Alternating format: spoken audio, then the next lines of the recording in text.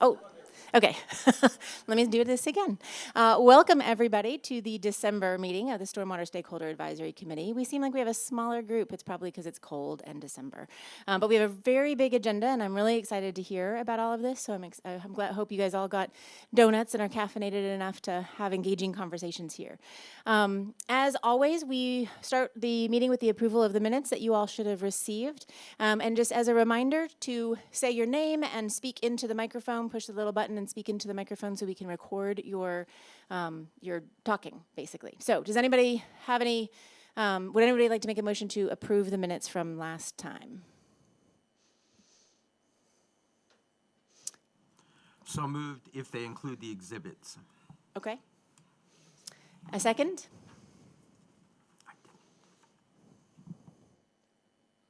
Eileen Burke, second. Thank you, Eileen. All right, any other additions other than the exhibits? Any other comments or changes to this? Any discussion? All right, all in favor? Any opposed? Fantastic.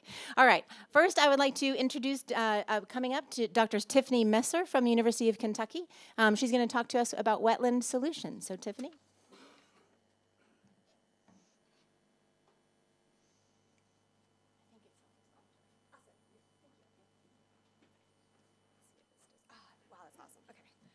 Hello, how are you all doing today? Can you guys hear me okay? I'm very short, so we're gonna lower this down. Perfect, all right. I'm Tiffany Messer, and so I'm at the University of Kentucky in the Biosystems and Agricultural Engineering Department, and I'll be talking a little bit about wetland solutions today. I was here a couple years ago, and we talked a little bit about wastewater treatment plants and some fate and transport with emerging contaminants. So we're gonna kind of gloss over that a little bit before we jump into the details of this. So, as an overview, we're going to be answering a few questions today. The first is going to be, what are we observing in rivers throughout the Commonwealth and specifically also of Lexington? What are potential wetland solutions for water quality impairments, and can we actually utilize those? Do wetland solutions work, and if so, how do they work? And then, are they actually being used at the full scale? So it's great if we do these inside of a lab, but are they actually going to work? So the first question, what are we observing in Lexington and the Commonwealth in our waters that might be a potential use for wetlands? And our objective for that was we were evaluating multiple locations around the state to see what was in the water, looking at a suite of different contaminants of interest. And this right here is a lot on one page, but I'm going to break this down. So we have a couple of different studies that we've done over the past few years. This first one was completed by Dr. Emily Byers, and so as part of her PhD program, but she was looking at 4 different watersheds around the state. They had different land uses that were predominantly in the areas, and so these are kind of broken down up here. And so the one that we're going to really focus in on for this, though, is the urban watershed, which was actually here in Lexington, at one of the parks in Lexington. So that was one of the locations we were really focused on. As you can see where it's majority red, that's where it's more urban development, compared to if you look at this other location, which is more in eastern Kentucky. It was a more oil and gas watershed, followed by a predominantly mining watershed out in also eastern Kentucky. And then we also looked at a predominantly agricultural watershed that was down in western Kentucky. We also did another study. This is one that I was here talking about a few years ago, looking at 2 wastewater treatment plants and looking at upstream of the wastewater. Whoops, let's see. Is it going to let me do it anymore? There we go. Okay. Upstream of the wastewater treatment plant, what was going into the wastewater treatment plant, leaving from like your toilets and sinks, what was in the biosolids produced from the wastewater treatment plant, what was in the effluent, and then what was being released into the stream. And we looked at 2 different distinct wastewater treatment plants over 2 periods during that year. So what were we monitoring and how did we monitor it? These are a few examples. We look at a wide range of different things, including trace materials, nutrients, total organic carbon, pharmaceuticals, personal care products. PFAS has been a really big topic as of late, so we have focused a lot on PFAS. We also were looking at some pesticides, along with particularly neonicotinoid pesticides, which I'll talk about why in here in a second. And then we were also taking just some physiochemical measurements like temperature and pH. So why do we even care about these particular contaminants, and why do we we're even interested in them. I have these outlined up here, but we were looking at antibiotics, for instance, due to the antibiotic resistant concerns that we're having in streams. We also were looking at personal care products. This actually will allow us to know if there's straight piping, questions like that. PFAS, mainly because of the new EPA rule that's kind of, we're kind of waiting for more details about right now, but we wanted to know, is there PFAS in our waters? Looking at neonicotinoid pesticides, this is primarily due to the loss of honeybee diversity that's been a concern over recent years. We also looked at metals and then nutrients, mainly because of harmful algal blooms, which is probably one of the big questions we have here in Lexington when we're talking to HOAs, to golf courses, places like that.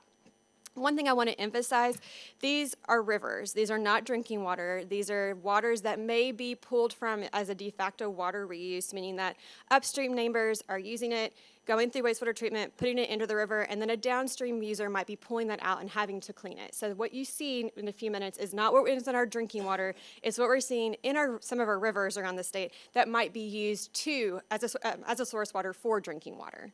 So I want to emphasize that. So what do we deserve? The main things we looked at or saw was that in urban areas we had a high nutrient load. This isn't super surprising because we have a lot of fertilizer users in urban areas. One thing that surprises some of the agricultural areas is that a lot of times we'll see that to be higher in urban areas, and that's primarily due to pretty limited education and regulation for how homeowners are going to be using fertilizers and when they're applied and how they're applied. And so that's something that we've been trying to encourage, is how we can provide more education to homeowners on how to utilize their fertilizers. We also saw in the more oil and gas area, there was more caffeine. That primarily was likely due to old wastewater infrastructure and also a lot of straight piping. And we literally had our monitoring station, we found out later, next to a straight pipe. So when we drink caffeine like we're all drinking this morning, it doesn't stay in our body, which is why we need it the next morning, so it comes back out. So that was what we were seeing there. The ag area, we saw primarily herbicides like atrazine, which has some concerns for human health, and then on our mining site was mainly sulfate and glyphosate, mainly from the mining areas. Whoops, and we're going backwards. All right. So for this, as we're going to zoom in here, this is for the purple, really, here at the bottom. This one right here is going to be where the urban areas are located, and you'll see that we have a lot of personal care products, primarily in the use of caffeine. Now, this is not going to harm us, okay? This is this background, but it can impact microinvertebrates if you're trying to have a healthy ecosystem in your stream. I don't know why this is going back and forth. All right. The other thing we were looking at is nutrients, like I was mentioning earlier, and we did again see that where this purple is, we have pretty high concentrations of nitrate fertilizer. Now, in Kentucky, we oftentimes think of phosphate as what's leading to our toxic algal blooms. Like, that's usually the big conversation. But what we're finding more and more through research is actually this happy balance between our nitrogen and our phosphorus, and if we don't get those right, we're going to end up with an algal bloom regardless. So we look at both the phosphorus and the nitrogen as we go through these systems. You'll also see that the chloride that is there on the right is pretty high. That's mainly usually from salt applications or pretty much how we're managing our roads. These right here are showing some of the byproducts for a particular type of imidacloprid. Here's a pet. Anybody have a pet? Do you guys put flea treatment on your pet? Nobody? Okay, a few people. Okay, awesome. So your flea treatment, that's what that imidacloprid is, okay? So you'll see that the purple, again, is going to be really high, and this line that's up here on the black, that's actually what is known to start impacting microinvertebrates, including honeybees, for collapses. And so we have found consistently in urban areas it's super high. Typically, it's because of what our pets are doing outside, which then ends up in our streams. So and we also are seeing it a lot of times in wastewater treatment plants as well. So these were the streams we were monitoring. What about the wastewater treatment plants? Are we seeing anything coming out of those that might be of interest for us to be able to utilize wetland solutions? So this was a review of what we talked about a few years ago, but this green line here is that imidacloprid again, and where the ecotoxicity limits are hitting. And you'll see consistently our imidacloprid, which is the orange, and then particularly the yellow, which is not a regulated chemical, it's a byproduct of that pesticide, actually is more toxic to most honeybees. So we're actually seeing that to be much higher. So that is something we're finding going primarily into our wastewater treatment plants, and then sometimes even coming out of our wastewater treatment plants. And a lot of it has to do with the degradation processes, such as if we're using UV or chlorination and how that breaks down. We also were looking I don't know why it keeps going backwards. There we go. All right. We also are looking at the PFAS because that's been a huge concern. And this right here is showing our hazard indexes based on the EPA recommendations that were put out last year, but have been kind of discussed recently. But right here is the thing I want to point out. This right here, the wastewater treatment plant 1 here, these both are in Lexington, so that those are in different seasons of the year. And you will see that there's these X's here. That's when we're actually exceeding those drinking water requirements. Now, again, this is not water we're drinking. This isn't a wastewater treatment plant. But downstream, they might be using this for water, so our downstream neighbors might be impacted if we're releasing it. So those are some of the things we want to at least be considering if we have downstream users using de facto water reuse. The other thing we saw is that at the upstream location, this is before we even got to the wastewater treatment plant, we had exceedingly high concentrations of some forms of PFAS. That actually was likely due to a firefighting station training location, and so a lot of firefighting foam has PFAS in it, and so that can be released, and so we actually had like an incoming concentration, and we found a lot of times our wastewater treatment plant, when we were releasing the effluent into the stream, it actually was diluting it and actually decreasing those concentrations. All right, so we talked a lot about what's in our water. How can we utilize wetlands to potentially improve the water quality impairments that we may be seeing? These are 4 different types of wetlands, and if you're not familiar, I have these up here just to kind of go over what they are and how others are using this. Many other countries, primarily in Europe and Asia, use these actually for wastewater treatment. They use them for stormwater. They use them for a wide range of different types of treatment applications, even for mining and industry. But this one right here is our free water surface. This is what you would probably imagine. You've got water with plants that are growing. This one right here is a more innovative one that a lot of people have questions about. It's called a floating treatment wetland, and you'll see that the soil's here, here's the water, and then right here is this floating man-made mat.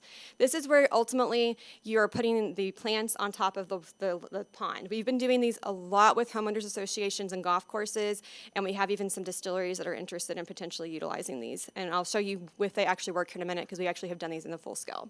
These other 2 are subsurface and vertical flow. These are more if you're wanting to do wastewater treatment. So for today, we're gonna really focusing on the open water and the free water surface and the floating treatment wetlands because these are more applicable for stormwater control, okay?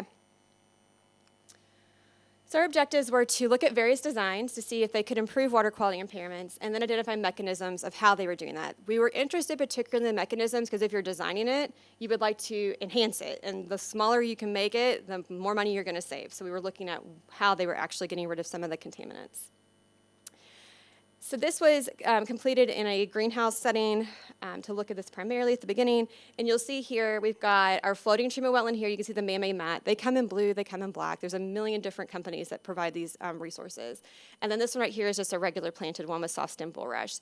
We use soft stem bulrush because they're used primarily in wastewater treatment. They're exceptionally good at taking up different contaminants. So you can have a more efficient removal process using those type of plants. And talking to plant specialists is really important to be able to identify which ones are going to work best for your system.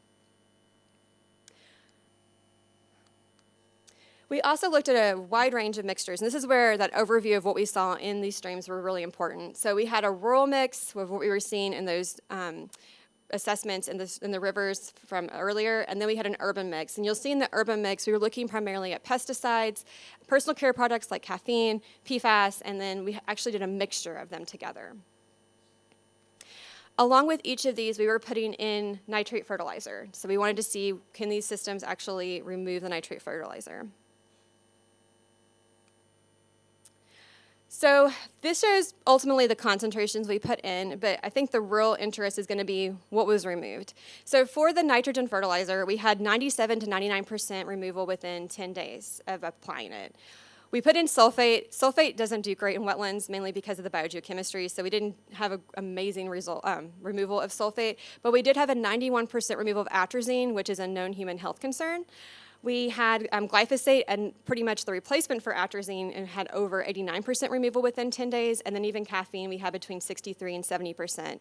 Also of interest, depending on the design, our PFAS was actually removed between 28 to 89% in these systems. So they do have the potential to remove not only the nutrients, but also the emerging contaminants in these systems. We also looked at what was going into the plant. So they're removing, that's great, but where are they going? And so for the plant, we saw that the atrazine wasn't in the plant. We also saw that the nitrate was anywhere from 16 to 40%. Why do we care where the nitrogen's going? What happens to your plant at the end of the year? It dies, right? And if it dies, that nitrogen goes right back into the water. So our idea is to hopefully have bacteria doing the majority of our work to remove it completely from our system.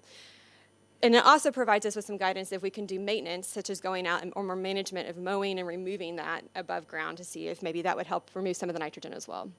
We saw that the imidacloprid, which is that pesticide again, was between 19 to 27% in the plants. And then for the soil absorption, we saw that there was pretty minimal soil absorption, which is actually kind of good because that means we're not going to have to redo our soil every so often or remove the soil.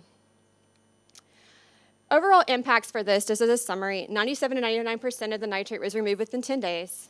The vegetation had a positive effect on the nitrogen removal, meaning the more vegetation you had, the better removal you're going to have.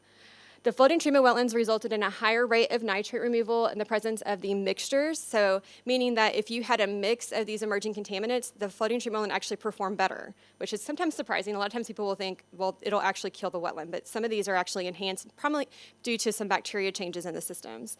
And then the mixtures of in the free water surface, the ones that are in the soil, were inhibited by the mixtures, meaning again that this might impact some of the bacteria in the soil. So this is looking at the different applications of where these might be best.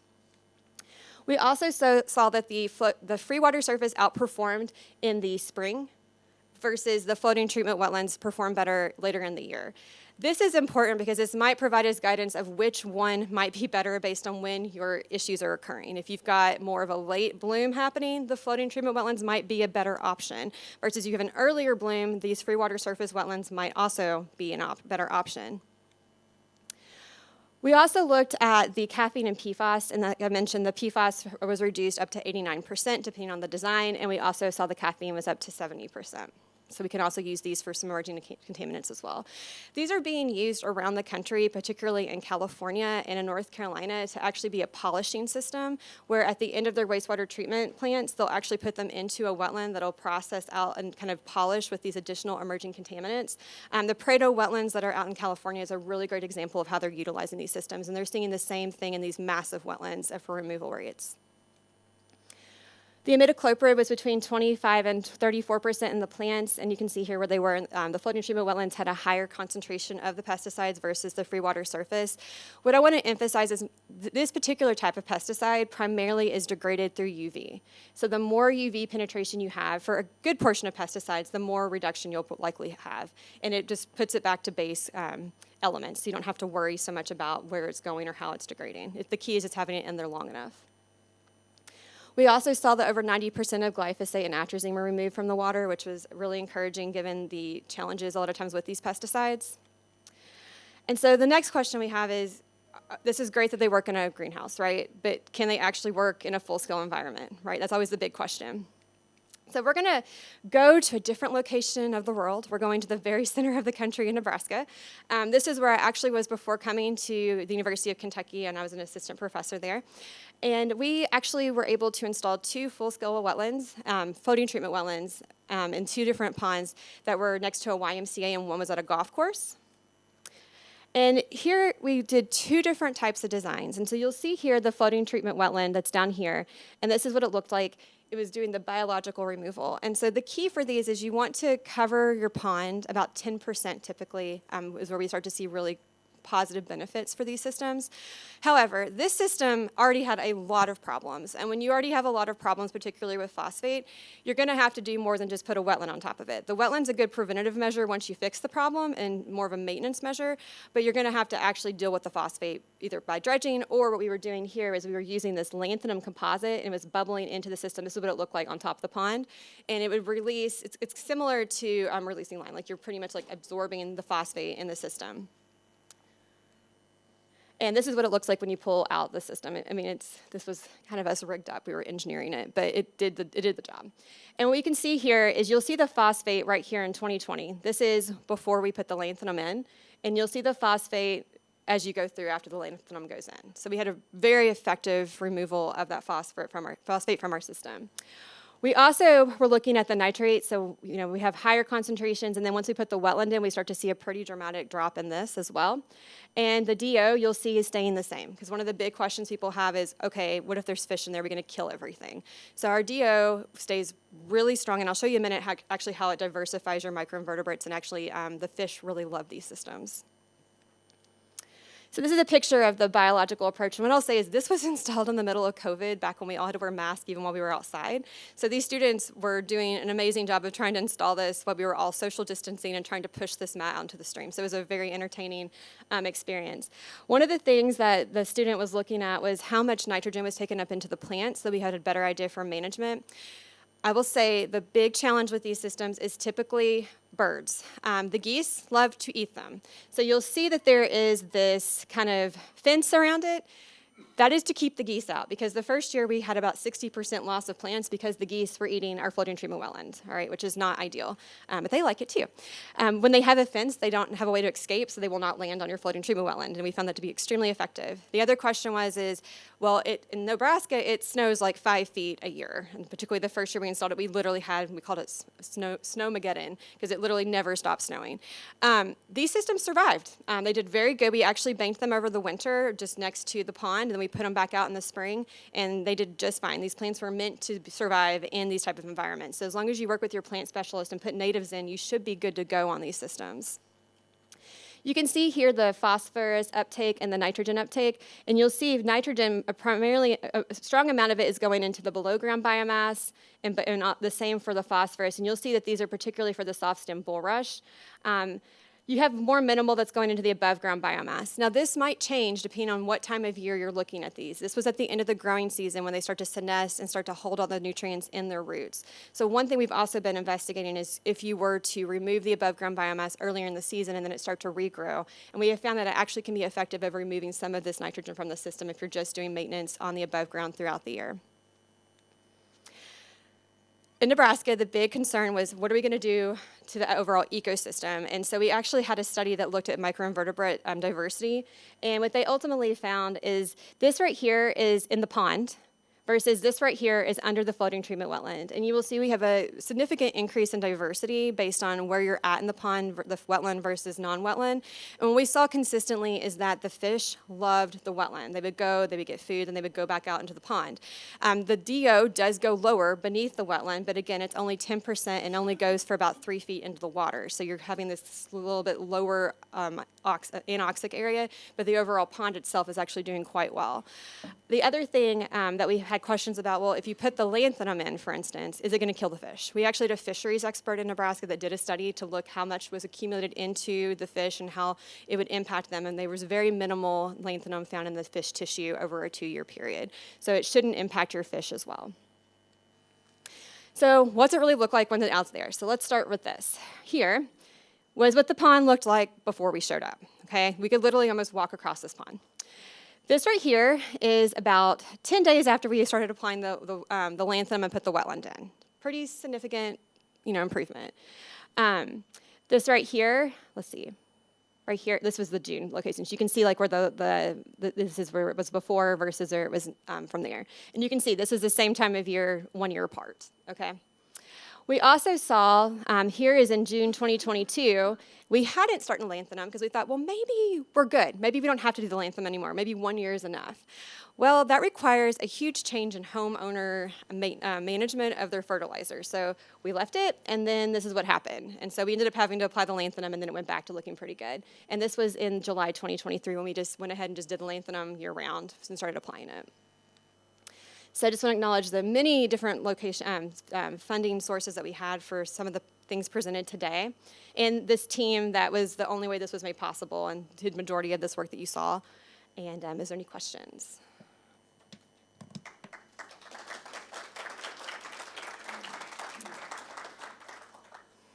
Yes. My only question is, does the floating thing float around? Does it swim around 10%? That is a great question. We've actually looked at that. We recommend anchoring it because storms can actually pick it up, and we have actually saw them lifted and moved. When I lived in North Carolina, we literally saw one get, like with a hurricane, get moved away. The other thing is we actually place them a lot of times where the inlet is of where stormwater is coming in, because that's where your highest concentrations are going to be before it starts to dilute in the pond. So you have your highest chance of absorption and uptake and removal if you have it in those kind of hot spots. So we have been able to show that too. Other questions? Yeah. You mentioned something about dredging as did this instead of having to dredge. Yeah. Where does that benefit come from? So a lot of people will dredge. I'm not a lover of dredging, but sometimes you just have to restart and reset the system. So you're removing pretty much all the phosphate from, well, not all, but a good portion of your phosphate from the system, resetting it. It's exceedingly expensive. But you're resetting your system so you're not having that release of phosphate every year, because every year you're going to have an algal bloom if you've got this really strong amount of phosphate that's there and you're not managing what's coming in. And there comes a point where your CEC can only take so much. You've only got so many absorption points.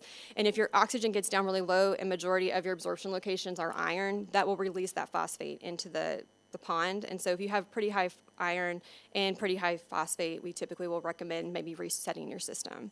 And then using these other managements as ways to like keep it clean so you don't have to dredge as often.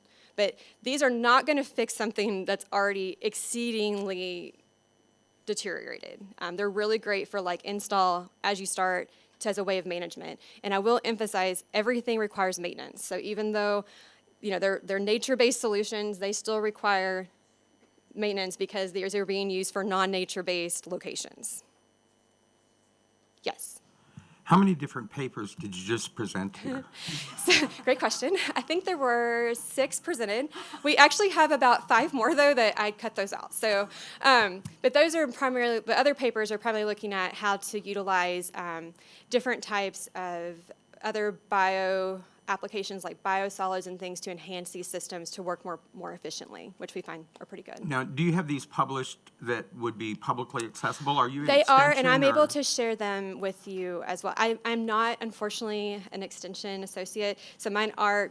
Dr. McMahon is next to you, though, and he is amazing. So, and working on all kinds of great things for you all right now. But we do have a couple of extension documents on wetlands in Kentucky that were just released, and also if you've got some school-age kids, we also have an entire high school and middle school and elementary school program of how to teach kids about wetlands and their importance. And then what research are you currently doing in the Lexington area? Great question as well. Right now, we actually were recently funded with a 104G PFAS through the USGS, and we're looking primarily at how to utilize these to remove PFAS and how we can look at different designs for them. So would a floating treatment wetland versus free water versus subsurface be most efficient at removing PFAS, and what different mechanisms would be enhanced in doing that?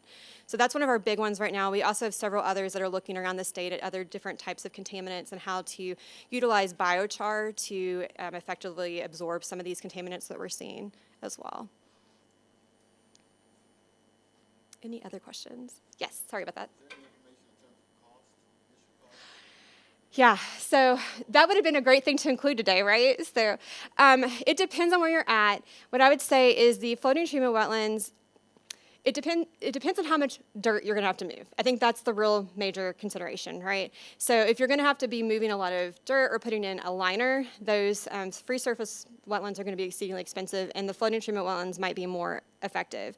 The key with the floating treatment wetlands, though, is when you put a free water surface in, you put it and you leave it. When you do the floating treatment wetlands, they have a lifetime. You can't just leave them there forever. Those plants sooner or later are going to have to be replaced, and the mat is going to have to be replaced. And one of the big things with the mat that we've been having more expenses with is that right now they're all plastic-based. So microplastics are a big concern right now as well. So we're now looking at, okay, so what are some nature-based, materials to use that can float, but again, they're not going to float forever. So yeah. But I don't want to give you a number and then be wrong, but I can email that out afterwards, because I do have some numbers. They're just not in the back of my head at the moment. And also, I want to remind people, if you don't mind saying your name before you speak, that way we can use the mic, that way we'll know. Sorry. You're good. Any other questions? Yes.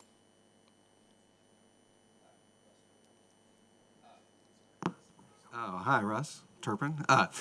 My question is about comparing the floating wetland islands with just kind of planting on the bank. And the situations I can envision are a lot of different HOA-owned ponds that there would probably be approachable to a floating wetland island, but they would still want to mow right up to the edge. Yes. So is there, like, do you have any sense about what would be kind of better bang for buck in terms of having a floating island versus planting up a buffer? So buffers are the cheapest option no matter what. I mean, all you have to do is let things grow, right? But HOAs really, really, really like to see their ponds. And so and I won't say it's just HOAs, it's also distilleries and many other locations like to see the edges of their ponds. But if you have, particularly for phosphorus, if you have a buffer, it's gonna help pull out the sediment.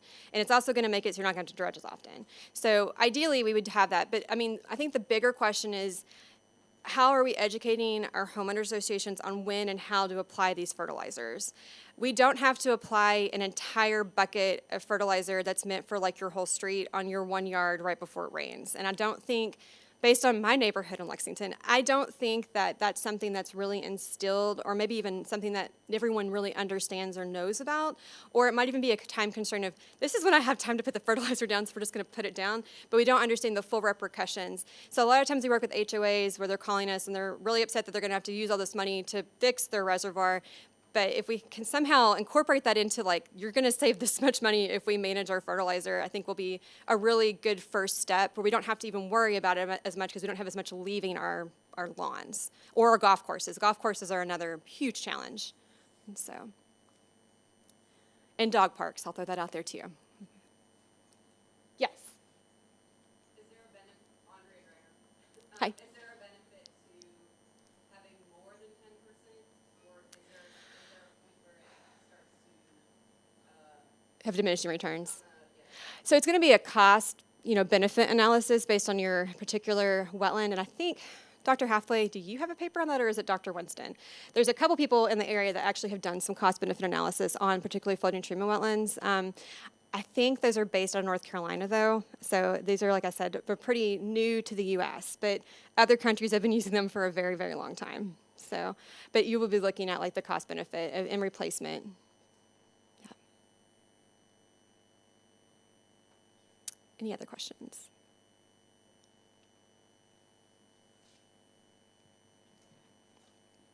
All right, thank you all so much.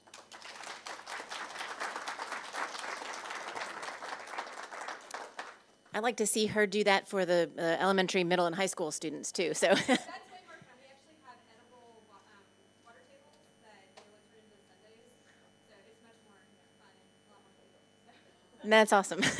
That's great. Thank you very much, Dr. Messer. All right, next we have Hal Bailey from our Division of Planning, who's going to talk about our Urban Growth Master Plan and give us an overview. So, Hal.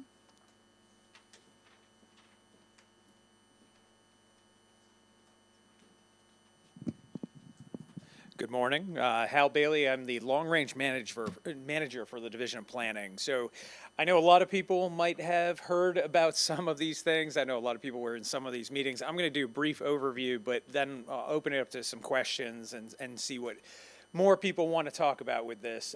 So in our urban service area, just a quick overview. We were the first one to establish an urban service area within the United States in 1958.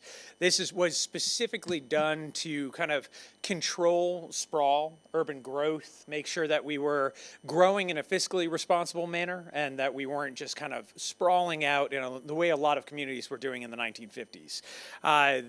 We have expanded our urban service area several times over, sometimes very large ones like in the 1960s, sometimes just fairly small add-ons like in the 1970s and then into 1980s. We were at 85 square miles. We're now up to about 89. We have been doing growth in our community in a fairly efficient manner. We're making sure that we are not expanding beyond our financial needs, putting in infrastructure that we need to then go ahead and continue to pay for and upgrade, even though we don't have the population to support some of those things. But also we've been doing it, and this was a little bit of a shift in the 1970s to preserve some of our cultural identity as the horse capital of the world. We added in a few other aspects to make sure that we were highlighting the fact that this is a unique opportunity. Now, The one thing I will say is, while we were the first to do this, we have not been the best at it. Our expansions, our growth have happened relatively sporadically, and that was really the case with our expansion most recently. Our Urban County Council was feeling the pressure of needing a great amount of housing within our community. There have been a lot of reports that have said that we are behind, and that's the case for a lot of the United States. We're also really dealing with a housing affordability issue, so a lot of perspective of that is if we increase our supply, we'll be able to kind of at least level off the cost of housing. So 2023, when we adopted the goals and objectives of our most recent comprehensive plan, the Urban County Council said, you shall expand our urban service area. We want to make sure that we have a master plan that looks at how we're going to do these things with a focus on housing. And that will kind of get into some of the land use recommendations that we went through when we were doing this analysis. During that review, the Planning Commission found 5 areas of expansion that we were going to look at.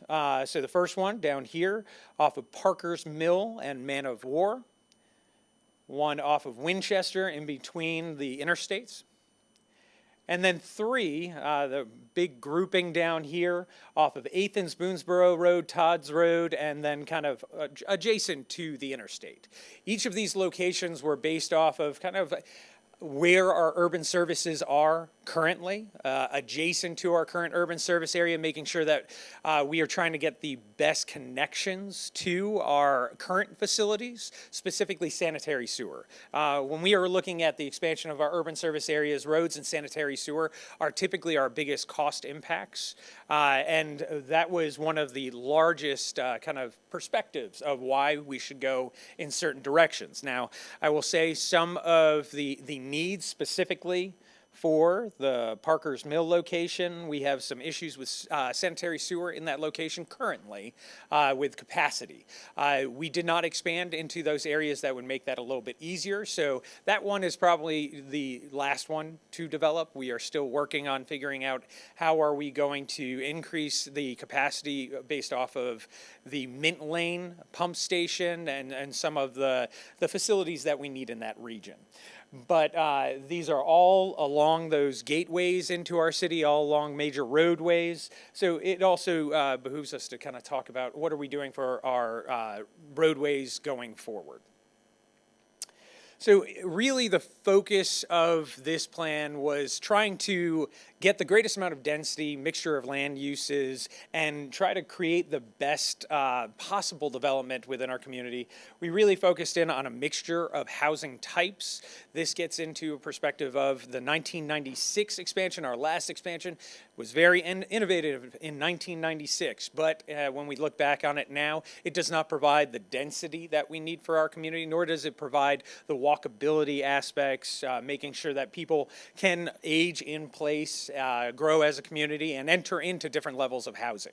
So here we're looking at different levels of housing, a mix between single-family, detached, attached, and multifamily.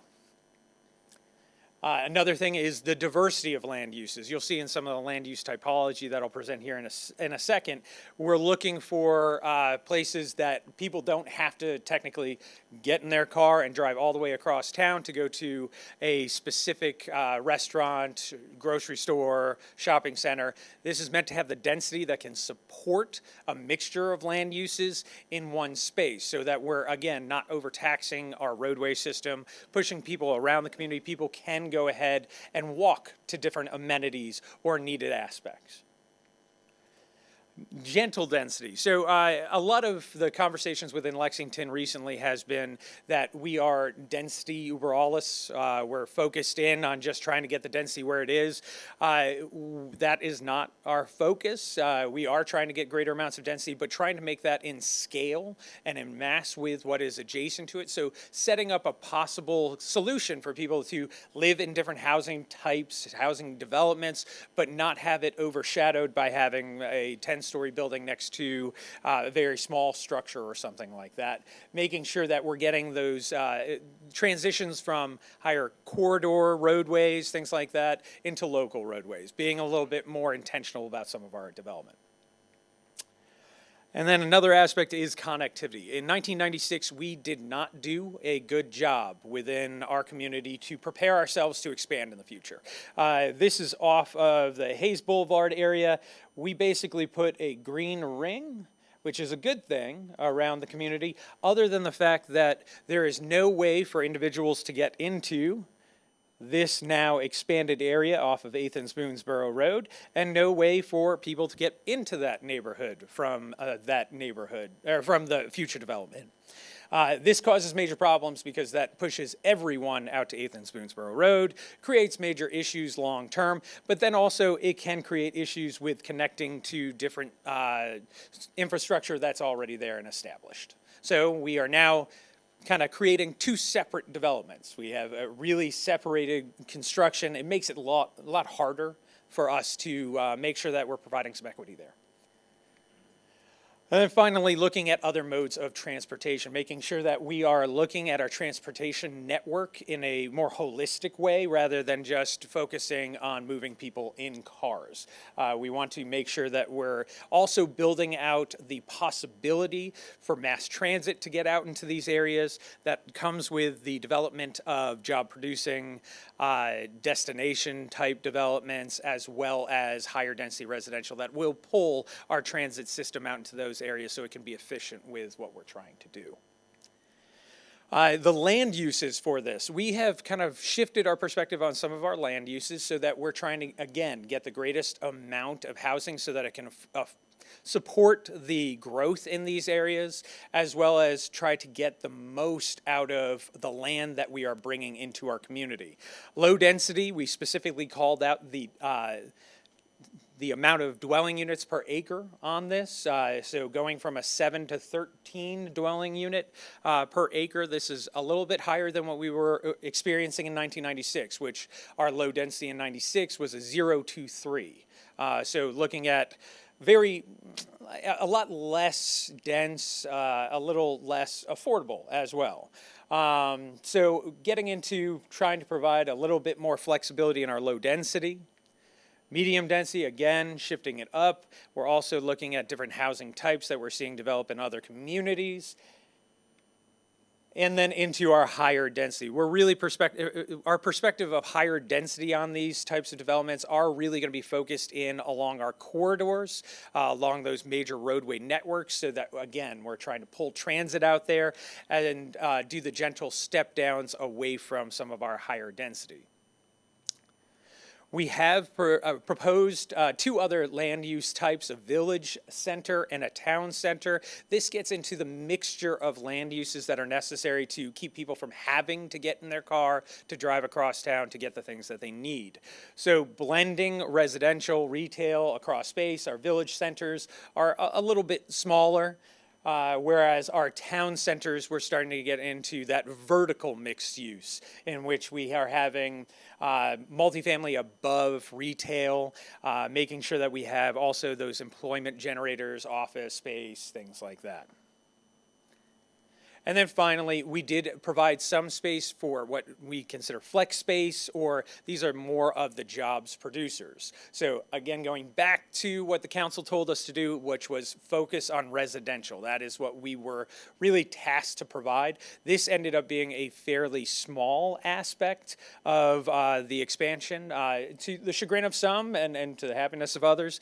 But we have found that most of our industrial land, when we say it needs to be industrial, or it needs to be developed this way, it's usually the last thing to get developed, largely because the cost benefit aspect to that is more beneficial if the government or a nonprofit organization or Commerce Lexington are working together to generate some of those land uses in industrial, bringing job users into those spaces, and then filling in from there. So we're hoping that we're going to get a little bit in this kind of land use, but we didn't expect this to be the primary component of this expansion. So I'll jump through some of the initial frameworks and the different areas that we have for this development. So this is area 1 of the expansion, specifically around Parker's Mill. This area was heavily impacted by karst topography, or karst geography, geology, there we go, in which this central area here was identified as having a lot of sinkholes. So per our manuals, we're not building on sinkholes, just bad idea in general. And we're really focusing in on if there is any environmentally sensitive area, if we have stream beds, trying to use that as a feature of the site, making sure that we're tying into that as having the opportunity for people to use that space for recreation, trail systems, things like that. Building out the residential surrounding that, but making sure that we are having that kind of pulled apart from the rest. We are recommending, again, the highest intensity of land use and highest density of land use up along Man of War Boulevard with a proper roadway system connecting back, stepping down from the highest density to medium density and then into low density. One of the major aspects of each of these plans was that connectivity, making sure we're utilizing our roadway system appropriately. This was one of the few areas that we had a proposed road connection still available here. Now, there was a lot of conversation during the development of this master plan, as some of the residents over in this area were not particularly thrilled with the idea of connecting in. That is a goal of our comprehensive plan, and it is a requirement of our subdivision regulations and zoning ordinance to continue on those roadways. That is really important, again, not to force all of this population back out onto Man of War or back over into Beaumont Circle, but to make sure that they have another way to get out onto the improved or soon to be improved Parker's Mill Road. That's going to be really important also for our emergency services, providing all of those connections, making sure they have alternative modes to get in and out of sites. Area 2, this is one of our largest areas, has a significant amount of floodplain across it. So we have 2 areas of floodplain kind of coming back. And then down here, we do have some unmapped areas that we are calling out here and here.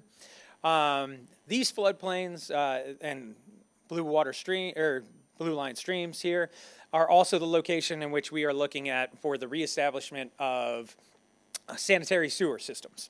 So trying to get to the lowest point so that we have a different pump station rather than having one right down here and one right down here. That's just not efficient for our government to kind of continue to maintain that. It's not efficient for the water or for our sanitary sewer system. So we're just trying to make sure that when we are expanding downstream, we're making sure that we're getting the best possible solution to get everything back to our wastewater treatment facilities. Here again, we have a couple of we have a town center, our real dense development here that we're hoping will complement the development that's going over here. We have the University of Kentucky medical campus here, and then Baptist just below that. We'll see some development that's going to occur over time along the frontages of those properties. We are also working with Parks, and Parks is looking at other opportunities to fill in some of these spaces down in this area. I know that a lot of people that live out in this section of the 1996 expansion have lamented that there aren't a lot of park facilities. That is largely because when we did that expansion, we had the idea that you'll pay into a fee. That fee will eventually allow us to purchase property or have it donated. That fee is still there. We're still working through that. I think they are trying to figure out what's the best possible solution for us to get a park out in that area soon and at a good level so that people can have everything that they need. We have identified within this plan, we worked with FCPS, a couple of locations for schools. They were particularly interested in the amount of density that we were putting onto this plan and how that might impact their future growth and change. Area 3, here we're in that area that is landlocked off from the prior development, and then we've got I-75. Something that is probably going to take a little bit of federal monies and a lot of planning out into the future is cross connection across the interstate. We have 2 planned connections at this point in time.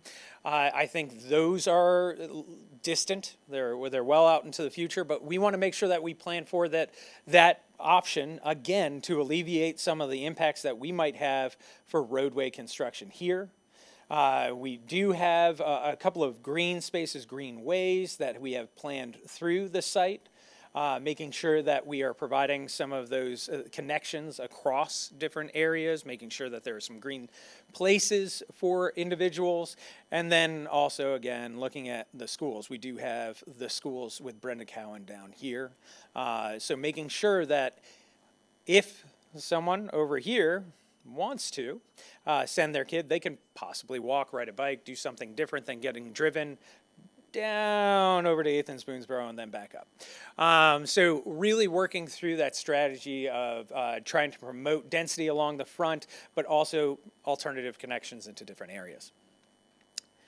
Our regulating plan for Area 4, we still have those connections, Todd's Road right up here.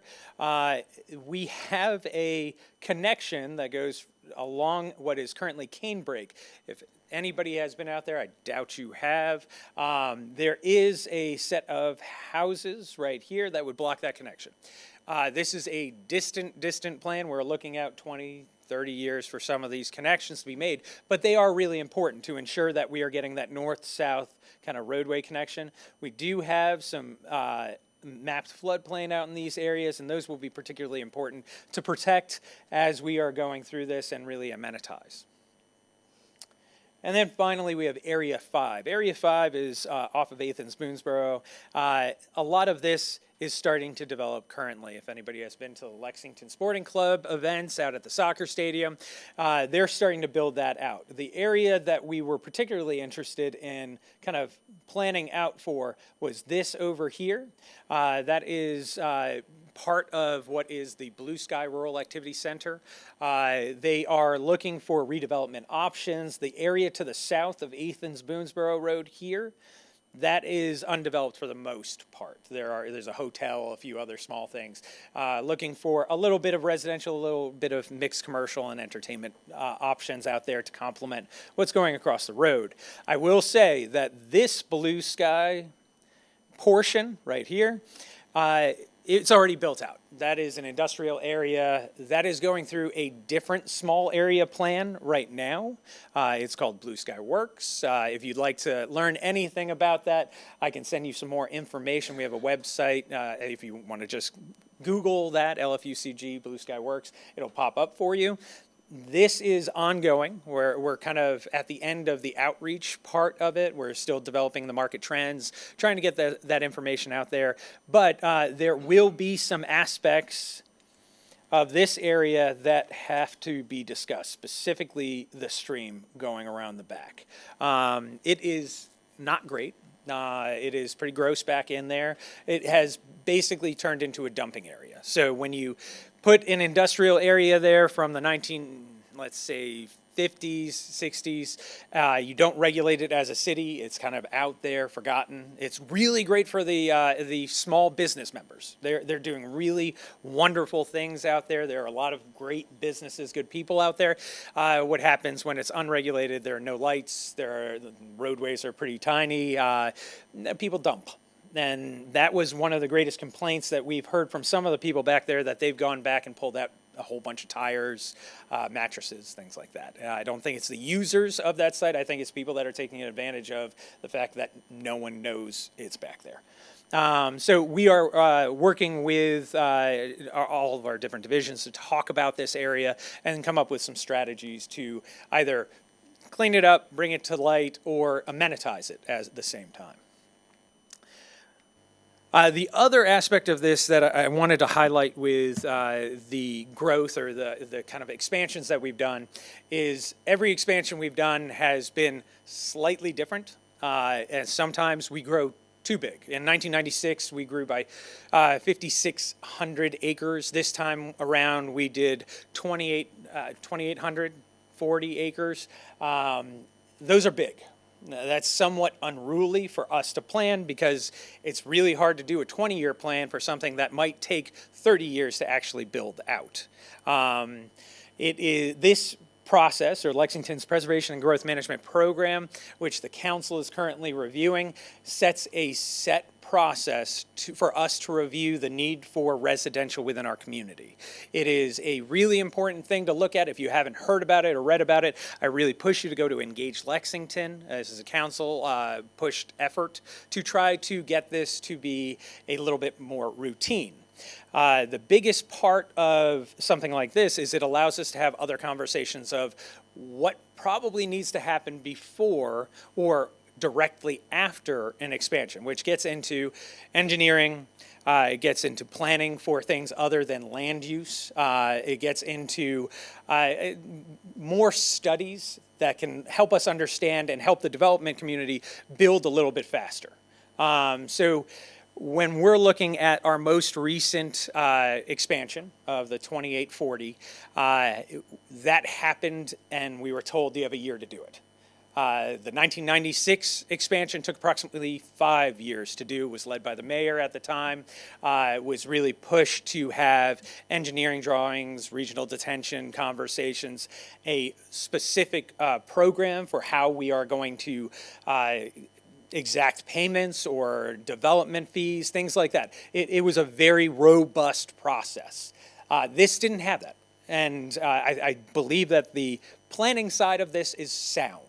I think that we are now dealing with the impact of, okay, well, how are we going to do some of those other things? I'll also state there were no stormwater manuals when we did the 1996 expansion in the same kind of way that we currently have. So there are rules and regulations that guide development as it occurs for a process like this. So I don't want to say that we're not ready for it. We are as a community, but I do think that supporting what everyone is doing right now to update those manuals to make sure that they're done in the best possible way is really important to engage with and be part of. So on that, I'll be happy to take any questions.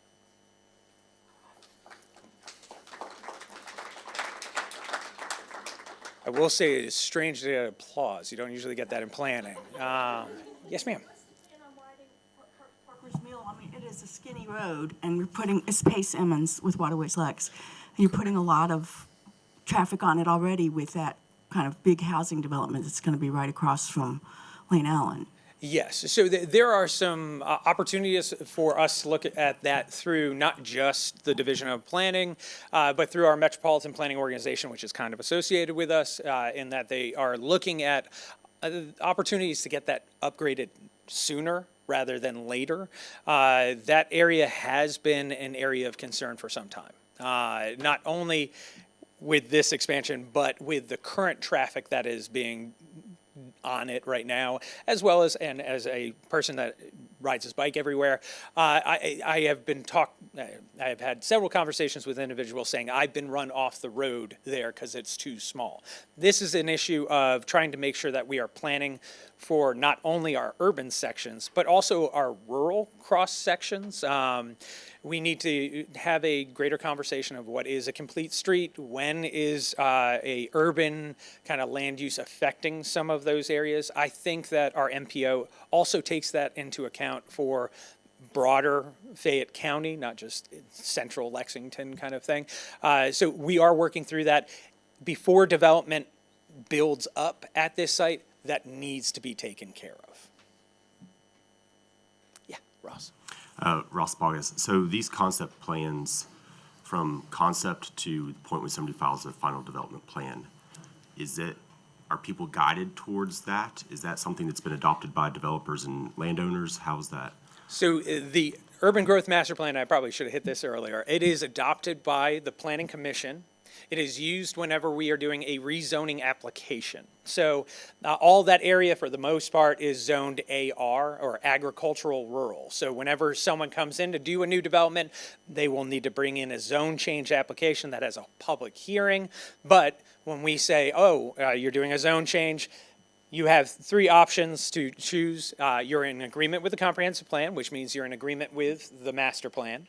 There's been a change in socioeconomic, kind of physical nature out in those areas, or you can't meet the comprehensive plan and there's something more appropriate. When it's greenfield development, you're always going to the comprehensive plan. Those other two options aren't really options. And that's by state statute.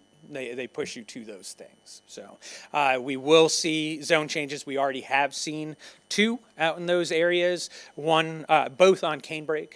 I anticipate us seeing more over the next couple of years, which is why it's so important that we get certain things worked through, like the infrastructure funding plan, that we work with developers to make sure that we're meeting all of the goals of this as they come in with pre-application meetings and feasibility meetings.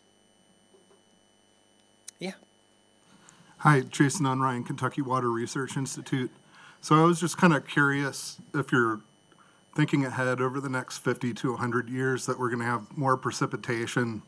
Are you planning for what the floodplain might look like in 50 or 100 years and the amount of stormwater runoff and so forth? Absolutely. I think that really, a comprehensive plan amendment doesn't do that enough. I think what we would need is greater change in our zoning ordinance and our manuals.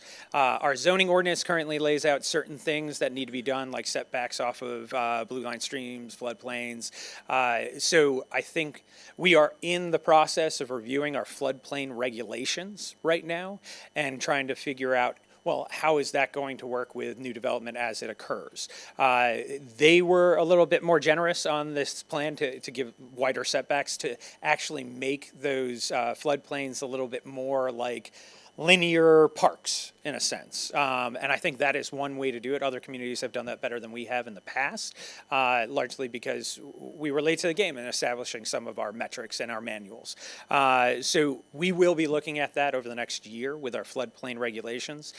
And we'd love to have your input as we go along in that process. It takes a lot of our conversations, we focus in on stakeholder groups, but also getting out to the public. A lot of the times the public needs a little bit more education leading into those conversations too. Yes. Basically, I want you to compare and contrast the 1996 expansion stormwater management planning versus the current. You mentioned it in your comments as being more robust in 96 than now. What are you guys doing in terms of cost analysis, connectivity for stormwater systems, and those kinds of plans? And here's the final sort of caveat on this question is, there was a great deal of pre-monitoring and study done before 1996. I have not seen that evaluated, nor have I seen that compared to current data. Do you have any plans for that? So that was kind of three questions there, sir. No, I would say that the difference between 1996 and what we have now is 1996 was targeted at a specific area, whereas right now we are utilizing the stormwater manuals, which is not a focused study on one specific area. It is general rules and regulations that guide development. So that's the difference there. When I'm saying that it was more robust in 1996, they took a more slowed pace to go through that process and really say these are unique features of each one of these areas of development. Right now, we're utilizing the stormwater manuals, which is a good regulatory fashion. And I know you're going through the updates right now, and that will impact how that will occur. But no, we also did not do pre and post flow or analyses on some of these things, largely because we were told you have an expansion, do the expansion, you have 1 year to do it. Now we're kind of catching up. Now, this follow-up question, it's really a comment, basically is not necessarily directed at you, it's directed to the community here in the room at the Stormwater Stakeholders Group. In terms of the stormwater manuals, the stormwater manuals are okay for what I would call individual developments in terms of how their hydrology affects things, but the connectivity between these developments is not being looked at and not being studied. And I'm not seeing that comprehensive look in terms of all the different disciplines connecting these particular developments in these particular areas. Is there any plan to do that? I think that you would have to, not a question for me. I'm the division.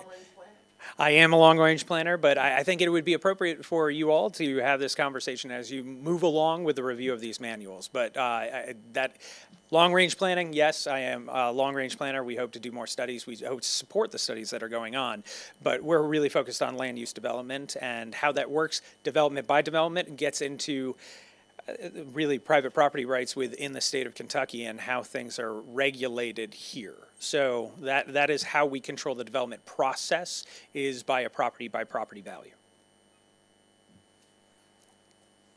You're welcome.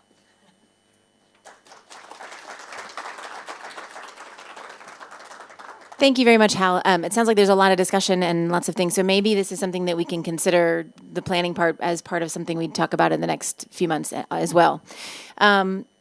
I also want to point out that later on the agenda is Abby is going to talk about the stormwater manual. So maybe there's an opportunity to bring some of this up, some of the things that Hal talked about there.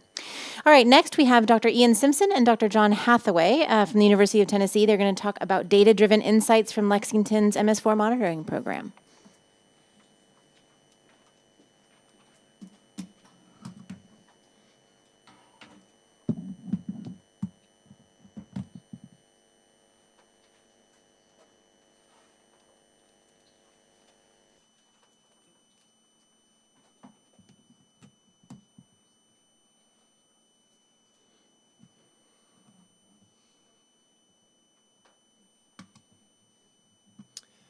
All right, hi everyone. I am Ian Simpson. Alongside me is Dr. John Hathaway from University of Tennessee.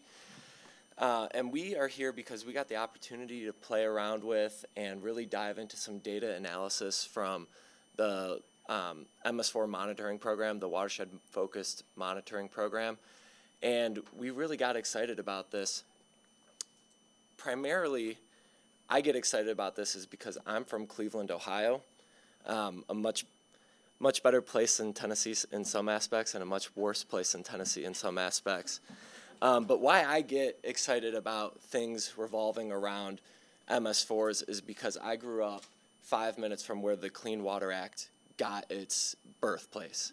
I grew up about 5 minutes off the Cuyahoga River, and so it's really instilled in me this passion for clean urban waters and clean urban environments. And so what was that? Gotcha. Sorry, I was probably just a little bit too far behind. But yeah, so I get really excited about these sorts of topics. I'm really passionate. The other thing before I get started, I'd like to apologize for bringing up my laptop here. I have a couple of slides where I want to drive around and show you some interactive features. And so if during that time I kind of focus in on my computer as I'm showing you around, please yell at me. I won't get intimidated or mad if you tell me that I'm getting away from the microphone. So the sorts of data that we used for this analysis are probably some of this data that you've either seen before or helped collect. So we use data, again, from the watershed-focused monitoring program in which was collected by either Third Rock, volunteers, or Lexington Fayette County, urban county government themselves. And what these data included are these few different groups that I like to list. Wet stream chemistry, dry stream chemistry, wet outfall chemistry, dry outfall chemistry, physical habitat, macroinvertebrate scores, and fish scores. And so I used all of these sorts of different data to answer a number of different questions or kind of give some insight about what we think might help out in Lexington or identify some problematic or some really good areas. And so when I say wet stream chemistry, I mean the samples were taken from a stream during a rainfall event, or dry stream, samples taken from the stream when it was just normal conditions. And those go the same for targeted outfalls. But the chemical analytes that we looked at specifically were total suspended solids, different nutrients, so different species of nitrogen and different species of phosphorus, and E. coli. And the objectives when looking at these data sets, we established 3 different questions or areas that we wanted to look into. The first were, were there different correlations between these pollutants? And if so, could these also be inferred to things like the macroinvertebrate scores that we saw, or the fish scores that we saw, or channel stability scores that we saw? And so this also went across the different aspects of how the data were collected. Was wet stream chemistry related to dry stream outfall samples, and those sorts of things as well. So we were really looking at multivariate analyses or multivariate correlations between all of these different data points that we were given. The second question that we wanted to explore was we wanted to quantify what the concentrations of pollutants were in these streams and if they were meaningful or if they changed in different periods of time. Primarily, we looked at wet stream versus dry stream chemistry. Were there differences when it was raining? And lastly, we wanted to identify some of the urban watersheds within Lexington or Fayette County that had excessive pollution, and if so, we wanted to locate maybe where those hotspots were. So back into a little bit of the data that we were given or provided. We limited the data set from 2015 to 2024. 2015 was when the Watershed Focused Monitoring Program originated, but the data sets that we were provided extended much further back. We really just wanted to home in on what was more recent water quality data. And then I also wanted to provide this table to show you some of the numbers that we were playing with, how many samples there were throughout this data set. And so I wanted to show here, oh, my laser pointer is not working. Here we go.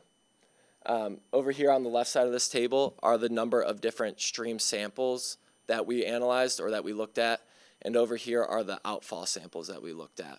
And so you can see that there's quite a good number for different, or in wet season versus dry samples. And then I also wanted to point out these below detection limits and above detection limits. Whenever you send samples to a laboratory, they have method detection limits. And so if you're on the lower end, they might not give you an actual numeric number. They'll just say the concentration of the sample is below a certain number. And why I really wanted to point that out was because in certain nitrogen species, for example, TKN or ammonia, you see a lot of these numbers were below detection limit. And what that is hinting at is we don't actually know what the concentration was, and so I guessed.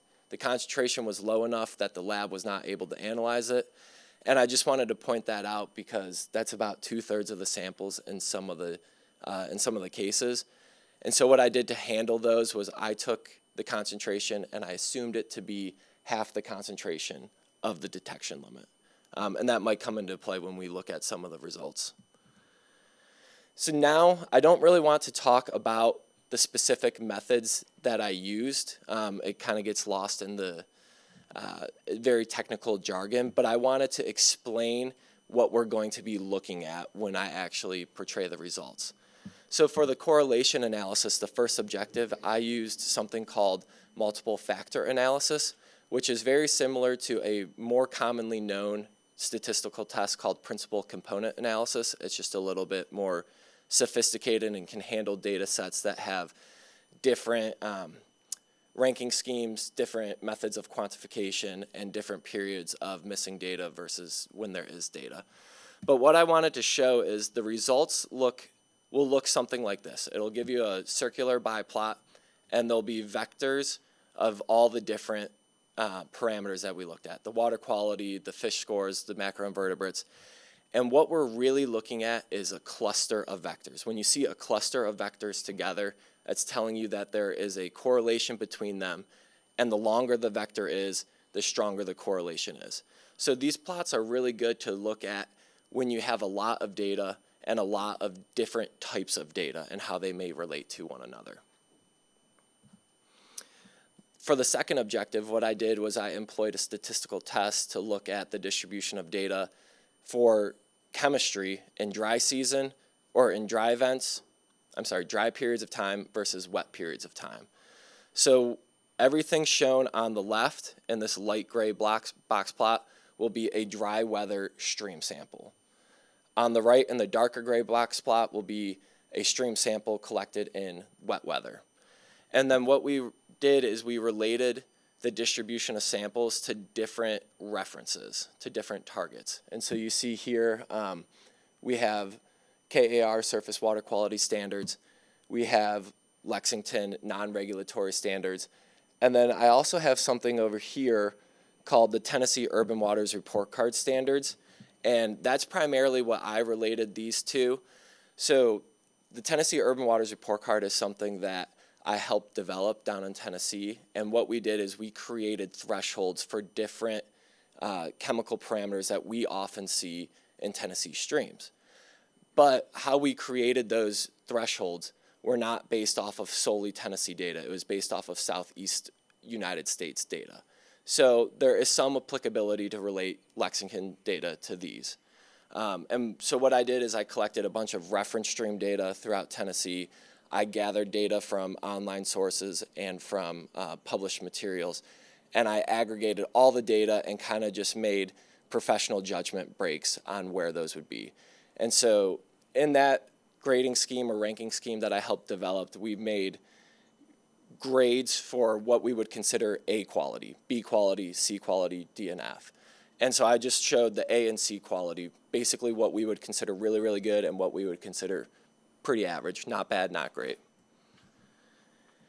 And lastly, for the third objective, I employed a multiple comparison test to understand what the difference was between one watershed versus another watershed, both in wet and dry conditions. And what I really wanted to show here is when you see those figures, you'll see a lettering scheme on the top or the bottom. If you see two watersheds that have a similar letter, it means that there was not a statistical difference. If they do not share a common letter, there was. So that just tells us what watersheds might have been problematic, but it doesn't tell us where the problem was within that watershed. So next what we did was we employed some mapping techniques both in a statistical coding platform and ArcGIS to create maps that kind of look like this. This is a statistical technique called kriging. Basically, it just spatially interpolates what a concentration might be in between 2 points that you actually have the data for. And they use some pretty sophisticated statistics to get that. But basically what I ended up doing was I plotted wet stream concentrations, dry stream concentrations, outfall concentrations, and I made these maps to kind of overlap where the hotspots might be. So let's get into the actual results here. So this is the first objective, the correlation analysis, and this is the biplot that resulted from it. What I failed to mention is when you get these biplots, you get two different dimensions. Dimension 1 along the x-axis and dimension 2 along the y-axis, and they portray how much variance in the data is actually explained. And if you add the two dimensions, it can tell you what percentage is explained. And here it sums to a little bit over 60%, so we can feel about 60% confidence that these relationships hold quite true. And what I first noticed when looking at this plot are these lines for RBP, or macroinvertebrates, MBI, which is macroinvertebrates, RBP, which is channel stability, and IBI, which is fish. They are really, really long vectors, meaning that they have strong correlations with everything else that you see. So what I first looked at was this MBI and RBP are in the same direction as a lot of these purple and green arrows. And what that is telling me is that they have a strong correlation with dry stream chemistry and dry outfall chemistry. Basically, what it's saying, those two go hand in hand.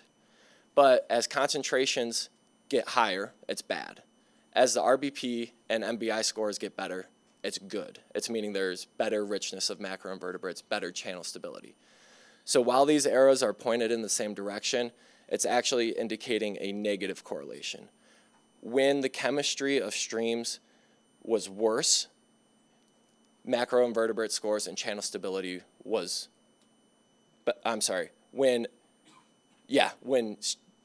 when chemistry was worse, macroinvertebrate and channel scores were worse. Does that make sense? So it's talking about the background or the constant levels of chemistry of nitrogen, total suspended solids, or E. coli in the stream are having an adverse impact on macroinvertebrates and the channel scores. And that's kind of interesting because you see all of the wet stream chemistry pointing in the opposite direction. So that's saying when you would expect a lot higher levels of pollution in a stream, that's not what really is in fact affecting those macroinvertebrates. It's the constant conditions that they have to live in. Next, what I notice is these purple, green, red, and blue arrows, all the different types of chemistry. You don't really see them in a nice pattern. You don't see them all correlated together. The dry stuff you kind of do, but the wet stream is on the opposite side, and that's saying dry stream chemistry and wet stream chemistry data points that we looked at weren't all that related. It's hinting at that there are different transport mechanisms and different sources for dry stream pollution and wet stream pollution. Also suggesting that maybe the management strategies for them vary. Next, I wanted to dive into Objective 2. So this first plot that I show is for TSS. And what I notice is a significant increase, as denoted by this red star here, in between dry stream chemistry and wet stream chemistry. However, while there was a significant increase, I looked at those lines across the plots, those different reference lines, and you see that almost all of the data points lie below those reference lines, indicating that while there was an increase in wet weather, probably driven by the forces required for sediment to be mobilized, the sediment concentrations weren't all that bad. I have shown here that there was a 0.6% exceedance of the sea water quality in dry conditions and a 1.5% exceedance of sediment in the wet conditions. So what that's really telling me is that the sediment wasn't really or isn't really a driver of maybe bad scores or something or impairments that we might be seeing in some of the Lexington streams. Next, looking at phosphorus. So total phosphorus, denoted on this bottom box plot, had a significant increase from dry to wet, and dissolved phosphorus had no difference. And what we see when we look at the different lines, the different horizontal lines on this plot, were that the issues really only occurred in dry weather. In wet weather, the exceedances were rather uncommon, around 25%. But in dry weather, we had about 86% exceedance of thresholds that maybe macroinvertebrates or fish would like to live in. What I also noticed was a very high portion of total phosphorus was in the dissolved phase, a much higher portion than what I've typically seen in the literature.